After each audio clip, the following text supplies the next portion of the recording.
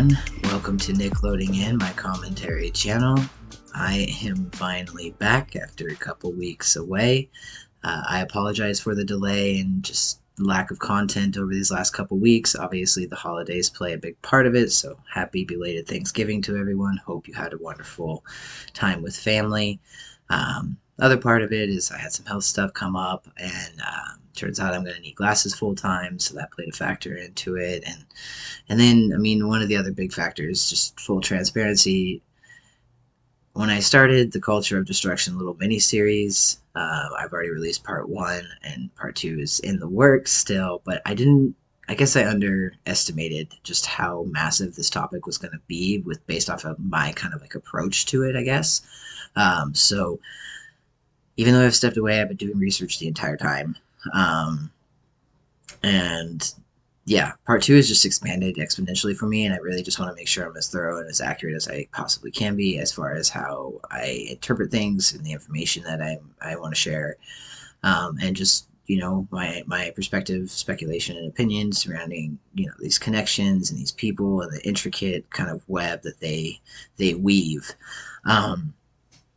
But in the meantime, obviously some new stuff came out with Kevin and Ruby Franke, and the fact that Kevin is filing for divorce. So that is going to be the topic for the video today, of course, as my intro probably insinuated.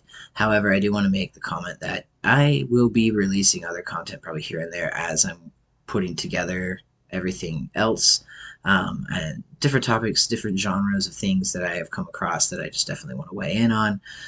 So keep an eye out for that. I'm going to try to turn that out a little bit quicker than I have been turning things out these last couple weeks. But yeah, let's go ahead and jump into this really quick. I'll probably kind of keep it short, simple, sweet, straight to the point.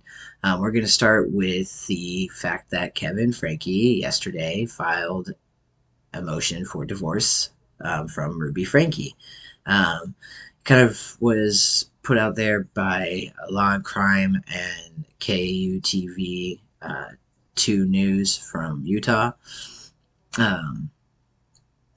Last night, I think it was. So it's been about 24 hours. Well, Law and Crime just released, just, you know, probably within 30 minutes, 40 minutes of me filming this officially, another little segment with a divorce lawyer going over again Kevin's petition for divorce. It is private. The divorce lawyer will go over some of that. If you want to watch the full video, I'll include it down in my description below. But again, I'm just going to go ahead and play a couple little clips of what they talked about, what I found to be pretty interesting, and then we'll go ahead and chit-chat about it in just a moment. Now, Brian, I understand there's also been a big development with respect to Kevin Franke, right? Today, November 29th, Kevin Franke filed in the state of Utah for divorce, as we understand it. And it was filed actually in the 4th District Court. And the petition for divorce is private, so we can't see a whole lot of it. But we do know that things were filed today here in the state of Utah. So we don't know the reason for the divorce. I mean, we can assume, but we don't know the actual legal filing, the reason for it. Domestic relations injunction outlining certain measures to govern the conduct of both parties involved. That is about all I see on it. There are different parts of the injunction that include some prohibitions against harassment, domestic violence, misuse of personal information. So Franke filing for divorce today with not a lot of information, as that petition itself is private, but we're just learning about this right now as of today here on the 29th. Yeah, I don't think it's surprising. I just tried to trade some messages with Randy Kester earlier this week just to see if anything new was happening. And he told me, no, nothing's on the way here. And then, of course, this drops today. So this is interesting. And I think it shows that Kevin further wants to not only distance himself from Ruby, but also sort the situation out in juvenile court and figure out what to do with the kids. Kevin Franke files for divorce on Wednesday, November 29th, while his wife is locked up behind bars awaiting trial. And to talk about this, now let me bring in high-profile Atlanta divorce attorney and founding partner of KS Family Law, a 30-person family law firm in Atlanta, Randy Kessler. So Kevin Franke files this petition for divorce and a domestic relations injunction in Utah's 4th Judicial District. We're going to get to that injunction in a minute. First, talk about the divorce. We don't have any details. It's completely private. Is that normal that we don't have any details about the actual divorce petition? Well, generally nationwide, it's not common, right? Divorce, public has a right to know. That's why, there's people in the courtroom watching if you want, open door policy. Utah has some special rules, and about 10 years ago, they said that only certain documents, like the final agreement and the final divorce, should be made public. But in this case, it seems like they wanted it sealed. They asked to keep it sealed and keep it private, and the judge agreed. And there's a lot of reasons for that. Of course, public speculation. I could argue both sides, like you could too, Jesse. Sometimes letting the public know, you find other witnesses you might never have found, so you may lose something having it sealed. But when you have high-profile cases, it's probably better to keep it sealed, keep it quiet, so you can focus on the law, the evidence of that case, and not the public noise. Is there anything in that filing that could jeopardize Ruby's rights in her criminal case? It may not jeopardize her rights, but it may jeopardize her position. Is he going to be a defendant of hers? Is he going to defend his wife in the criminal case? Or are they on the outs? He's filing for divorce, so obviously something's not right in Mayberry. But, it's when you have a civil case, it's really interesting, Jesse, because in criminal cases, there's a lot you can't do, right? You can't take depositions, certain discovery you can't do. Now that there's a civil case, you can start to do a lot, and a lot will depend on how does he really feel about her? Does he want to help her in the criminal case, or does he want to hurt her? She's still the mother of his children, Yeah, it's sort of easy to be on the side where you walk in and say, Judge, I want a divorce, and the judge sees the other person in jail. They're usually going to look at me and my client and say, what can I do for you? Because you're on the side of right. You do have an advantage. And she's also got the criminal case pending, and her lawyer is telling her not to talk, not to say anything that might jeopardize that case. So it's a double whammy for her. She's really not, what's more important to her, her freedom, or maybe getting a little bit of alimony, or, she's probably not going to say anything. Well, that's what's so interesting. People look at this case, and although Kevin Franke has not been criminally charged or implicated, he and his wife were criticized back in the day for the videos. So now the fact that he would never be in a, he should, like you said, if he ever abused the children moving forward, he'd get in trouble. But now that this has been put in place as well, look, from a PR perspective, I look at it as his attorney has come out and say Kevin had no idea what was going on to his kids. He was just as shocked as everybody. Now he is divorcing this person who was doing this to the kids. From a PR perspective and a legal perspective, it seems like the right move and not a surprising move. But there now seems to be, extra emphasis put on to the well-being of those children. Right. I agree with you 100%. It sort of insulates him a little more because, when the fingers start pointing at him, and we see other trials where there are family members that get implicated. Well, if you didn't agree with what mom did and you didn't have anything to do with it, why are you still married to her? It's so easy in America to get a divorce. If you're so offended like the rest of us, just file for divorce. He has to check that box at a minimum, and filing for divorce certainly checks that box, insulates him a little bit publicly, and maybe, to the prosecution. If I was a prosecutor and he didn't file for divorce, why are you sticking by her? Well, I do think it's interesting. It's not like he filed for divorce back in 2016, right? When they were both, when these videos were happening. He said he hadn't been living there for 13 months, and she's with Jodi Hildebrandt. So the idea that he didn't know what was going on, sees all this, it makes sense. And I could see how that could be an advantage. So if I'm understanding it correctly, because I am not a divorce law expert by any means, is there anything unusual about this filing or this paperwork from that you've seen in other cases? I don't think so. I mean, the fact that it exists, and sometimes you have to ask the court to add that standard order. The thing that makes me think that it's not so unique to this case is that it went into play as soon as the case was filed. There was no opportunity. I don't think that the husband and his lawyer went to the judge and said, Judge, let me tell you about this case. I need some emergency relief. Put something in here. Had it been like that, then the provisions would have been against her. They would not have been neutral. So I don't think it's terribly, imposing that. It's not telltale that mom did something wrong and that's why the judge imposes. I think the judge just said, this is a divorce. Yeah. Some interesting issues. I'm going to make sure nobody messes around. But doesn't it make it seem like either A, he really doesn't believe her, that she, or assuming she's she says she's completely innocent, that he thinks she did all this, or B, he doesn't think she's getting out, or C, like you said, it could be a financial kind of benefit, a financial kind of strategy. It just seems from her legal case perspective, based on what we're hearing from his attorney, and kind of the comments that, he is not siding with her at all. Yeah. It doesn't help her. And, you've covered so many criminal cases where the spouse is the one person that still believes in the defendant. And they come forward and they're giving interviews and they're saying he's an innocent man or she's innocent. They certainly don't have this anymore. This is not a good sign for her. I mean, absolutely. You don't want to be in jail when your whole world's falling apart. And then one more thing falls, which is, at least I have my husband. At least he believes in me. At least we're still married. Now that's gone too. It's just not a good place for her. Okay, so first things first, obviously when I first heard this, a bunch of questions came to mind. And one of the first questions that I had obviously was why? Why now? And there's a bunch of speculation that you can make around that. For me, I started asking myself, did something happen during the custody court proceedings that shed light on some things for Kevin, and just that was the final, the straw that broke the camel's back in a way? Or was he maybe trying to hold out, hoping that these allegations weren't true, that there wasn't validity, or they wouldn't hold water when it came to Ruby specifically? and that has now just been crushed for him. And you know, there's so many different factors.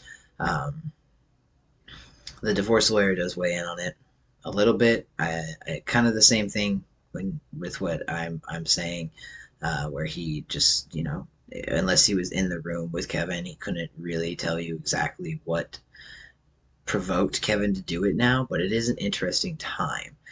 They do. I did have like that first question. My girlfriend kind of brought it up too. Was like, well, now that he's filed for divorce, is the spousal like privilege aspect in court when one spouse is on trial for a criminal charge, the court can't compel the other spouse to testify against them, or use anything they may know about the situation against them. And so, would that be null and void? Well, the divorce lawyer does touch on that really quick, and he does say, I don't know when this criminal trial is eventually going to happen, but let's say he finalizes the divorce before the criminal trial. Could he be called as a witness against her? Because we know that there's some sort of privilege, right, between a husband and a wife, and whether they can be compelled to testify against another. If they are fully divorced by the time her criminal trial starts, what happens then? So my understanding is that the privilege still applies as to what your status was when the conduct occurred. They can't say, what did you tell your then husband? What did you tell your then wife? They can both agree to waive that privilege. They may do that. She may want him to explain or to be an alibi or to say that I didn't do this. The reason this child was treated this way was because of some other person's influence. So, but unless they both waive that privilege, my understanding is you can only talk about things that happen when you weren't married. So things that happen after the divorce is finalized. So I think the privilege will remain intact for the relevant time periods. now Kevin could waive that right and still testify against Ruby, and I am curious to see if that's ultimately what he ends up doing. It doesn't sound like he's on her side whatsoever, and everybody's kind of commented on that. It's not looking very good for little Miss Ruby. And there's that part of me that's like, how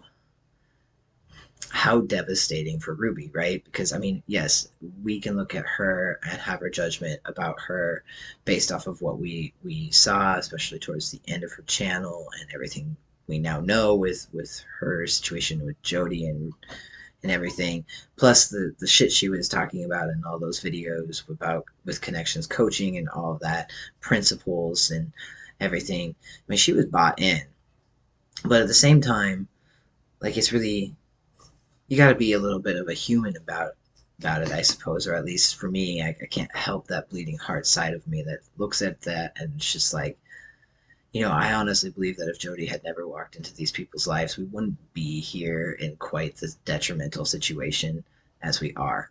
I think there was a lot of influence and manipulation and control that only occurred because of Jodi Hildebrandt's existence and role that she played in their lives.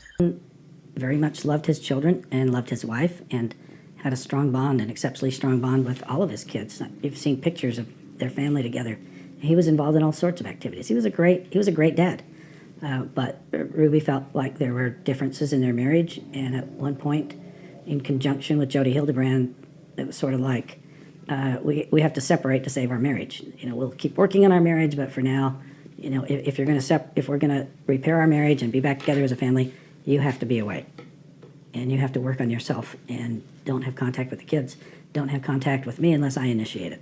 Oh, he was just horrified by what the reports were, and he actually went there to get his kids when he found out about this. He drove all the way to southern Utah, which is 250 miles, and met with law enforcement and gave statements and made an effort to try to get his kids out of that mess. Yeah, so according to Kester, Ruby told Kevin to stay away, not be around the kids. And when we asked Kester why Ruby and Kevin separated, he said probably shouldn't get into it, but they had a difference of opinion about their family, specifically parenting and their own personal dynamic. Now, when we talk about Kevin filing for divorce, that's a big component. Now, in terms of the conflict in their marriage, Kester indicated that Jodi Hildebrandt definitely didn't help the situation. I don't think he's made that parallel. I don't think that he believes that's what led up to this. But what I can say, at least it's my observation, that while the family may have had some struggles prior to Jodi coming into their lives, it just kind of seems like to me, and this is my personal opinion, that once she got involved in their lives, it just destroyed his family. The focus has been on Kevin. Where was he? Why was he absent? How does that all happen?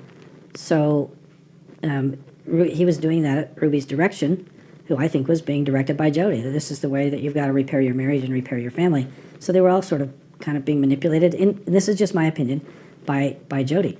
And I think she knew what she was doing, and it was causing significant damage. And so when Kevin's critics are out there saying, where was he?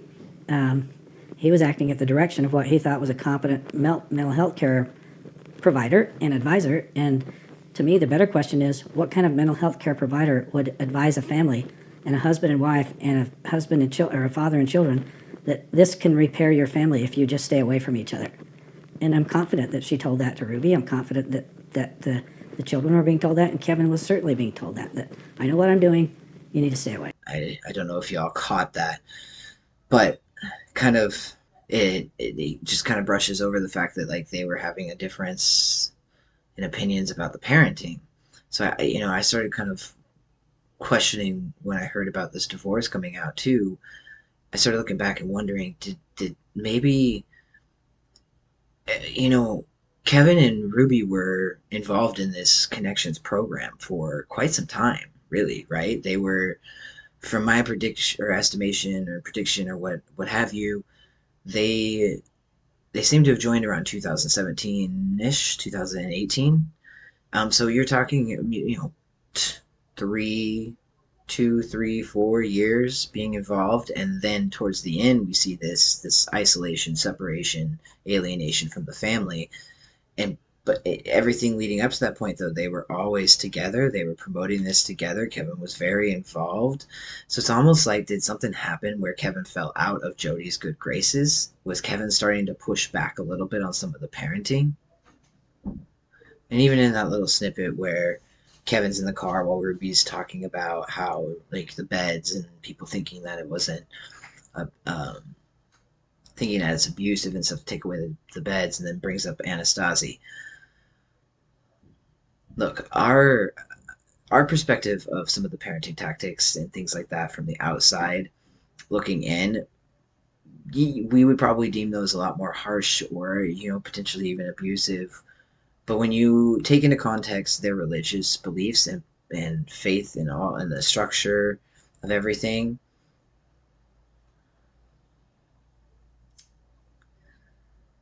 it's not that it makes it okay, but it is normalized within the culture and the community, especially within the religious belief structure.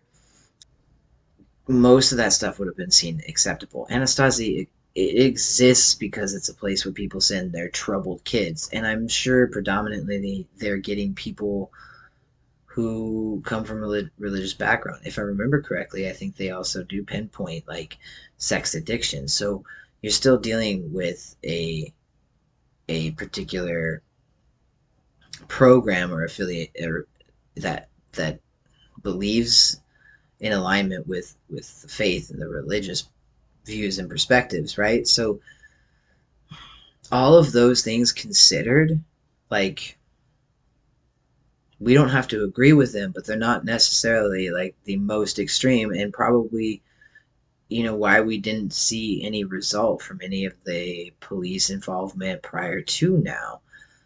Because I mean, there's certain things that protect you as a parent as far as what you can do as parenting, um, and that's just how things are. But I think it's safe to speculate slightly that maybe it got to a point where Kevin was like, "This isn't okay," and then when he started having pushback, Jodi began to wield her normal, mo, and started putting Kevin into this position of being potentially dangerous for his family. And then, even the lawyer does mention that that's where Kevin's head was at. That's what Kevin was going through at the time. And then, if you watch all the videos like Facebook and all that stuff when Kevin was still actively participating in the connection stuff, I mean, you see him kind of in the earlier stages, pretty happy, pretty, you know, enthusiastic, a little spunky. And then those last couple videos, he looks absolutely drained. Just, yeah, yeah, kind of a shell of himself. So I don't know what Kevin's whole move is. They talk about, it could be strategic, it could be financial motive right now to file this divorce. It could be to, insulate him a little bit more from being, uh, also accused of any wrongdoing, or finding himself on the same side of the law as Ruby. You know, Prosecution could question him still being with her, so that could be a factor of it. I mean, and it could just, it's, to me, it just seems like, not that I know this individual at all, but just everything that I have witnessed through my researching of these people, Kevin is a pretty big heart as far as what his family would, how his family would describe him, um, the way that he seems to have interacted with his family and stuff. Like, he just kind of seems like a softy, like kind of a nerd. Like, I don't see him being an authoritative figure to that extreme, and that's just my personal view, and perspective and opinion of what I've witnessed. But with that being said, I think that a divorce would be a very difficult decision for him to make if there wasn't something that finally prompted him and made him realize. Now, I remember his lawyer first said, like, he didn't think that Kevin was fully awakened to the reality of what was going on and what had happened to his family at the hands of Jodi. Seems that maybe he's had that awakening. I hope that this will prompt some more updates, at a little, and maybe there'll be some more regularity around them. It's really frustrating that there hasn't been more, only because I want the story to stay in the spotlight a little bit more. It's a high profile case, and of course, it probably won't go entirely away, but it just seems like with how long there's been this lull and everything, that's kind of the hope, is to like drag it out so that media coverage and all this attention on the global scale, or national scale, dies down. And I just hope that doesn't happen. So yeah, we'll see what's to come. We'll see if some of these questions we'll see if some of these questions get answered. Um, but I do want to kind of end this video talking really quick about the second half of what Kevin seems to be doing and taking action against what has happened to his family. Um, and that is the fact that Kevin has actually sent a request to a state senator to look at and maybe apply a little bit more oversight to this particular industry and the mental health realm of everything in the state of Utah. And it's obviously piggybacking off of this whole experience he had with life coaching and mental fitness bullshit that Jodi was selling people. And so I'm gonna go ahead and play a couple clips, go that just outline some of that and some of the opinions that were given by the media, and then we'll go ahead and jump into it as well. This is kind of a personal topic to me, so. Welcome to Connections. I'm Jodi Hildebrandt. And I'm Ruby Franke. Kevin Franke files for divorce from his wife, accused child abuser Ruby Franke, and is also petitioning a state lawmaker to make sure Utah does a better job of weeding out untrained counselors. She is best known for her now defunct family YouTube channel called 8 Passengers, but accused child abuser Ruby Franke spent the last few years working with her business partner and co-defendant, Jodi Hildebrandt, on a business organization called Connections. Franke and Hildebrandt, they offered advice on everything from relationships and parenting to intimacy and self-improvement, styling themselves as life coaches. They offered classes through their website and often posted their videos on YouTube and Instagram. Now, here is the thing. While Jodi Hildebrandt did at one point seem to have a license as a, quote, mental health counselor in Utah, after her arrest, she ended up actually agreeing to give up her therapy license. Franke's title of, quote, certified mental fitness trainer on the Connections website was likely less accurate, and that is raising some concern in the state of Utah, and perhaps there is going to be a change. That Utah State Senator David Hinkins told your network, your outlet, that he has spoken with Ruby Franke's estranged husband, Kevin, about the qualifications, the certifications of Ruby Franke and Jodi Hildebrandt? Walk us through that. First and foremost, some great reporting by my colleague Paul Nelson here at KUTV. He was working on Capitol Hill, looking at a number of different bills that are being worked on in sessions as they get preparing for a legislative session as we get to the new year. And he's been talking to people up there at the state capitol. And one of the things he had heard is that they're working on a bill, at least one state senator is, into looking at life coaches or people that kind of fit that mold. And indeed, apparently this came from some concerns from Kevin Franke. And it's interesting to note, the state senator here that's working on this bill, very beginning stages, I should say, no traction on it, no language in it as we understand, but an idea, right? Maybe starting to put pen to paper. He had not even really heard about this case, as it seemed. So this came from, right. So that's what my reaction was to this. Kevin Franke reaches out to this state senator and says, hey, we need to look into this. And he even pointed to the part where, you know, it ripped apart his marriage. You have to imagine that is involving Franke and Hildebrandt's relationship. But walk us through, I mean, the idea here, before we even get into the state of Utah and what is required or not required of these kinds of instructors, the idea that Kevin would approach this state senator, are you surprised by that? I am. I also don't know what the timeline looked like of when exactly this happened. I would imagine it's relatively recent, given the fact that lawmakers are starting to meet at the Capitol and go through the process of drafting bills and making change. And obviously, there's a large process after you even put the language out there. But it's interesting to know that this comes from inside the family to want to make a big change here in Utah about what is qualified and what needs to be put out there to coach people on their lives. And let's talk about that. So in Utah, to be this kind of life coach, are there any qualifications?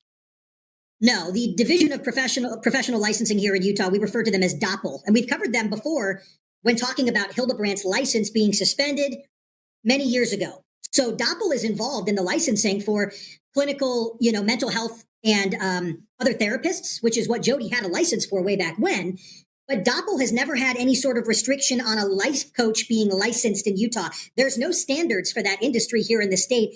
And you'd be hard-pressed to find many states, as far as we understand it, here in the country where the life coaches have to have those standards put out there for their clients to understand. So the big thing we took away from this, Jesse, was if you're seeking a life coach, you better do your homework.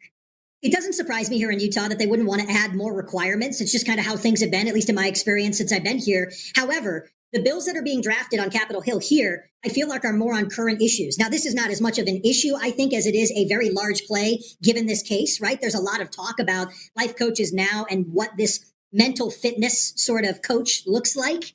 So it doesn't surprise me that it's coming to light. It did surprise me that it's coming from Kevin Franke, apparently. That's where it's coming from. So it's interesting that the state senator is willing to look into it, first and foremost, which if you live here in the state and someone is your elected official, then you want to obviously have someone advocate for you on a larger scale. But it's using this high-profile case where two people are still incarcerated and in custody over child abuse allegations and charges, and that's where this bill comes from. And again, no language on paper yet, but it'll be interesting to see what that looks like. And it's my understanding that Senator Hinkins would like to work with the Division of Professional Licensing here in Utah to get this done. And DOPL said, we don't want to comment on this until that bill is drafted. I love anger only when it's used in truth. Only in truth.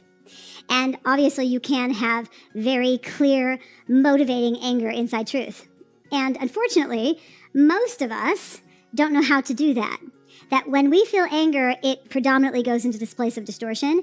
If you go into loving yourself, but you're not principled about it, you're going to slip. You're going to hurt yourself. That's where it goes into the selfishness. You have to have the principles with the soul in order for it to be self-love. All right, I am really sorry. I really wanted to get this all done yesterday, but it just didn't happen. So I am finishing it up by rounding us out with the whole life coaching bit really quick. So when I said yesterday earlier on in this video, it is now a couple days ago on Wednesday. So again, apologies, just got a lot going on. But first and foremost, in regards to this whole life coaching aspect of things, I want to stress that, in my opinion, what Jodi and Connections was providing is absolutely 100% bogus and was never, ever life coaching. It is a weird, fucked up form of therapy. And, they talk about how her license was suspended in the past, back in like 2012, 2013. However, from my understanding and everything that I was able to find, she had that license reinstated. So technically she still had it, I believe, for most of the operations under Connections, and she also changed her therapy practice from Sunrise Center to Connections. And I believe at the very early stages was still offering coaching through that business title. So very fishy to begin with the licensing side of things, and then obviously her tactics and methods and everything are not what life coaching represents. I think this little snippet here that they share in the Law and Crime video really outlines the actual major issue, and I think it's like probably needs to be the focal point if they're going to be talking about regulations and guidelines and things for the life coaching industry specifically, because it's lumped into this mental health category. And though it can be exponentially good for mental health, it's not technically underneath those like clinical mental health definitions because it doesn't use those types of techniques. And I'll get into it in a moment. Let's go ahead and look at that little snippet. Now, the Utah Division of Professional Licensing said, quote, life coaches are not required to be licensed in Utah. Therefore, there are no standards for the industry. There are a few national life coach consortiums that have some standards, but none that are enforceable in Utah yet. We do see some complaints that are against life coaches who are former licensed behavioral health practitioners who lost a license and are now practicing as life coaches, but are providing the same services as when they were licensed, which is illegal. See, my whole point is that life coaching is not therapy. Life coaching isn't meant to explore a client's past, uncover old wounds, heal old traumas. It's not meant for any of that, so it doesn't need any of those tactics or any of that educational background to perform life coaching for people. As I've said in previous videos, life coaching lives in the present and is constantly moving forward. It may use the past as a certain reference point to a certain degree, but it doesn't live there. It doesn't try to go back and uncover or fix things from the past that may be causing issues in the present. That's therapy. Furthermore, life coaching doesn't have this master-student dynamic or relationship. The only master in a life coaching relationship is the client. Though in life coaching can sometimes like uncover certain things for clients, different skills, a new renewed confidence, it's still the client that's leading the charge.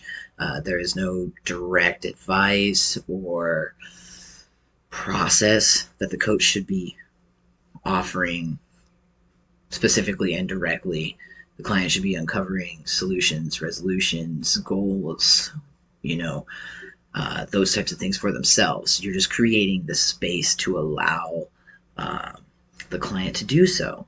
So with all that being said, and considering that lawmakers in Utah specifically, and it's probably going to have a ripple effect, are looking at the lack of regulations. We're not going to say looking at regulations because there really aren't any, but the lack of regulations surrounding this particular facet in industry. So because of that, it is important to note still that there are definitely legitimate life coaches out there.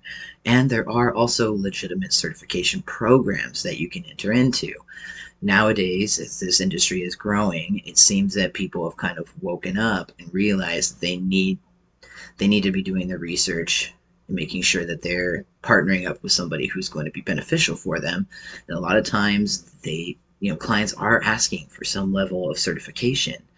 I think that it's going to be very important that it gets kind of pinned down what certification maybe is kind of the best and widely accepted across the board. And I'm sure there's other types of certifications that you can get depending on, the facets that you want to work in. I mean, there's also different sections within life coaching. People focus on businesses. People focus on the individual. People might be focusing on a specific niche of people.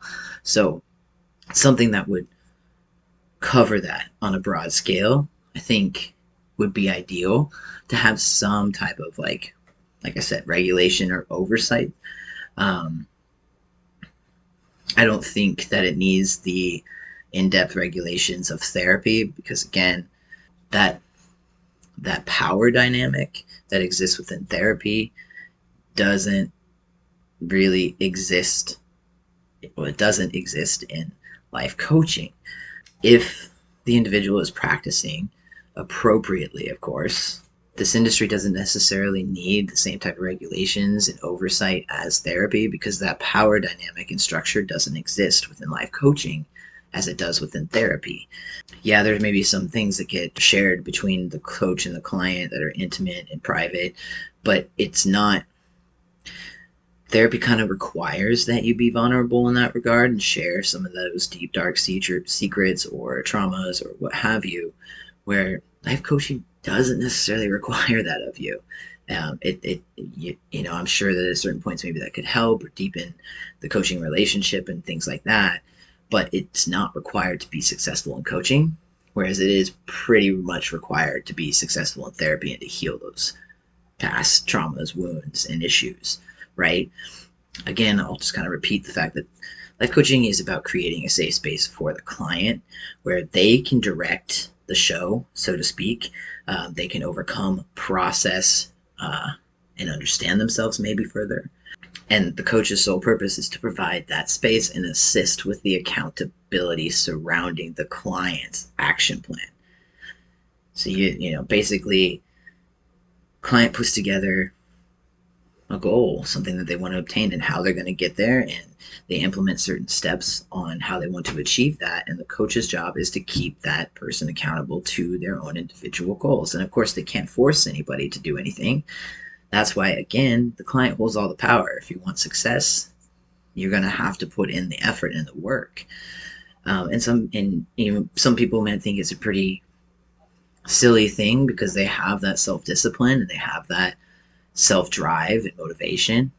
Not everybody does, though. And sometimes it's really good to have an unbiased outside person, maybe even a total stranger that, I think it's important to have some level of connection between you and your client as a life coach, but to have that outside force and impact to hold you accountable outside of your friends and family, because we all know it's a lot easier to let them down for whatever reason. So some people really can benefit from it. And if the coach is doing their job ethically and appropriately, they don't live in the past. They don't try to fix anybody. Then that's not the point. The point is to propel and help propel the person forward on their own path and journey towards their success and how it looks for them. Okay. With all that being said, I want to kind of circle back to that little piece of the snippet where it does say from Doppel that they have received complaints specifically. They kind of literally outline that they're getting complaints about therapists who transition their business or practice from clinical mental health and therapy to life coaching. The problem with that is the fact that, like I said before, the relationship between the client and the therapist is 100% different. There's a lot of power dynamics going on there because often clients are going to be sharing really deep, intimate, secret, dark aspects of their life with therapist. That makes them vulnerable, makes them open. The therapist can wield that power if they aren't regulated and put into check. And so what we're seeing, if they aren't seeing, this is the other thing, is what we're seeing is a lot of these therapists are getting in trouble with their techniques and methodologies and tactics within the mental health and therapeutic realm and industry. And either they're getting multiple complaints, so they just decide to switch their shit over, or they're getting complaints to the point where their license gets suspended or revoked, and then they decide to go ahead and open up some life coaching business because, again, no regulations or anything like that, but then they're still practicing and implementing the same techniques and methodologies and all that shit under this guise of life coaching, which I love that they pinpoint is illegal, because technically they're still operating therapy under life coaching with pretty much no licensing, right? And you can't do that. And I've said it before, I don't think that this relationship should be provided by one person. You can't have a therapist be your coach. The lines get too blurred, it's too messy, I think. And for just ethics and appropriateness, I think that should be something that's also focused on for life coaching and therapy. But if all of that red flag shit doesn't exist, as far as being a therapist who lost their license or has all these complaints against them, if in fact for whatever reason a person or therapist decides to just switch their practice over to life coaching, maybe they realize, like I did, they didn't want to live in the past and kind of want to help people towards their future or what have you, I feel like there's a big struggle, in my opinion. Of course, with that relationship and the difference in that relationship and how it is conducted and exists between a life coach as opposed to a therapist. Because again, there isn't that power dynamic anymore. There's no longer this master student or mentor, student relationship anymore. And what I've seen more times than not is that the therapist ends up overstepping too much, providing too much guidance, advice, what have you, or flat out just continues to use therapeutic techniques to assist their coach or their client that they're providing life coaching to, not therapy to. Anyways, that's just my perspective. I'm looking to start up my own coaching business. Right now I am actually trying to get through my certification, so I do have that from the International Coaching Institute, which they're reasonably priced and pretty well known. There's a couple others. I'm going to try to include it in the description potentially out there. I would look for those types of seals as far as credentials go if you're out looking for a life coach for whatever reason. Just do your research thoroughly. I would also research where their certifications come from, and do your background on those as well. I think that regulation would be good, just to help more so, if it's done appropriately, to help the legitimacy of life coaches, and prevent this type of negative backlash that comes from mixing therapy with life coaching. I am going to be working on, I already am working on another video. I will be trying to pump that out as quick as possible, but it is kind of still following this life coaching tidbit, but with a whole different group, separate thing. So keep your eye out for that. And like I said previously in the beginning of this particular video, I am working on part 2 in that whole little mini series. I hope it doesn't lose any impact or anything by being so delayed, but I brought in my perspective and my scope, and I've included a few other things that I wasn't looking at even in the beginning, and so I think it will be really good and worth the wait. So thank you for everybody who has been supporting me through and through, and for those of you who've tuned in and watched this through, I appreciate your support as well. Please like and subscribe, comment. All the engagement is wonderful, and I will catch you in the next video.